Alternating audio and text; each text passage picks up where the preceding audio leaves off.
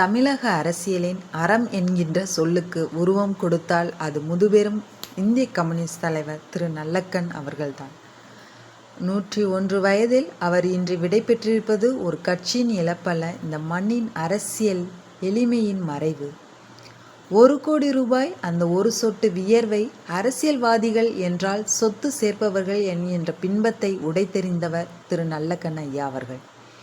அவரது 80வது பிறந்த நாளில் கட்சி தொண்டர்கள் வியர்வையை சிந்தி சேர்த்த 1 கோடி ரூபாயும் ஒரு புத்தகம், புதிய காரையும் திரு நல்லக்கண் ஐயா அவர்களுக்கு அன்பளிப்பாக வழங்கினார்கள்.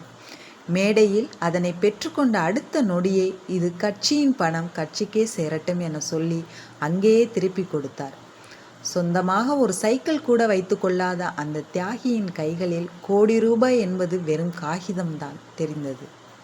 சமீபத்தில் தமிழக அரசு வழங்கிய தகைசால் தமிழர் விருதோடு கிடைத்த 10 லட்சம் ரூபாயும் தன் கையில் இருந்த 5000 ரூபாயும் சேர்த்து முதலமைச்சர் நிவாரண நிதிக்கு தந்துவிட்டு வாடகை வீட்டிற்கு திரும்பிய அந்த எளிமையதான் திரு நல்லக்கண் ஐயா அவர்கள்.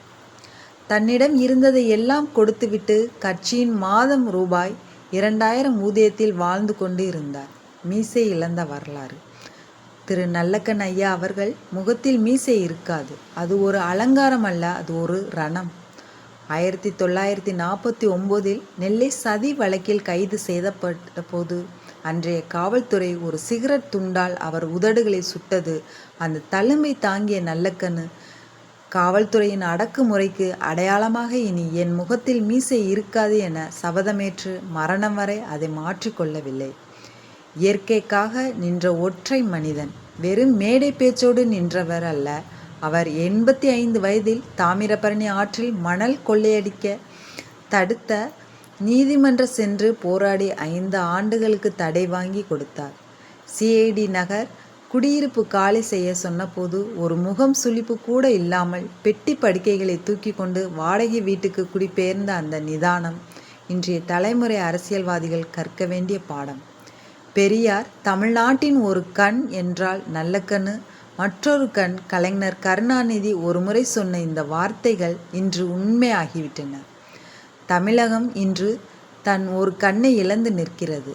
துவைத்து போட்ட வேட்டி, துருப்பிடிக்காத நேர்மை. திரு நல்லக்கண் ஐயா அவர்களின் அறைக்குள் நுழைந்தால் அங்கே தெரிவது ஒரு பழைய மரக்கட்டில் சில புத்தகங்கள், அப்புறம் ஓரமாய் மடித்து வைக்கப்பட்ட 2 ஜோடி கதர் வேட்டிகள் மட்டுமே. தமிழகத்தின் மிகப்பெரிய கம்யூனிஸ்ட் இயக்கத்தின் மாநில செயலாளராக பல ஆண்டுகள் இருந்த ஒரு மனிதர் தன் வாழ்நாளில் கடைசி மூச்சு வரை ஒரு வாடகை வீட்டின் சின்னஞ்சிறிய அறையில்தான் வாழ்ந்தார் என்பது இன்றைய கார்ப்பரேட் அரசியல்வாதிகளுக்கு ஒரு புரியாத புதிர். சாலையில் நடந்து சென்றால் ஒரு சாதாரண குடிமகனைப் போல பேருந்துக்காக காத்திருப்பார். யாராவது கதவை திறந்து ஐயா ஏறுங்கள் என்று சொன்னால் பரவாயில்லையா, சொகுசு கார் எல்லாம் வேண்டாம் என்று புன்னகைப்பார்.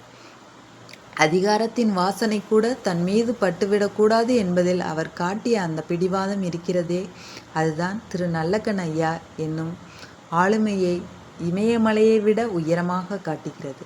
அந்த ஒற்றை வேட்டி மனிதனின் மறைவு தமிழ் மண்ணின் ஒரு தார்மீக குரலை மௌனமாக்கிவிட்டது.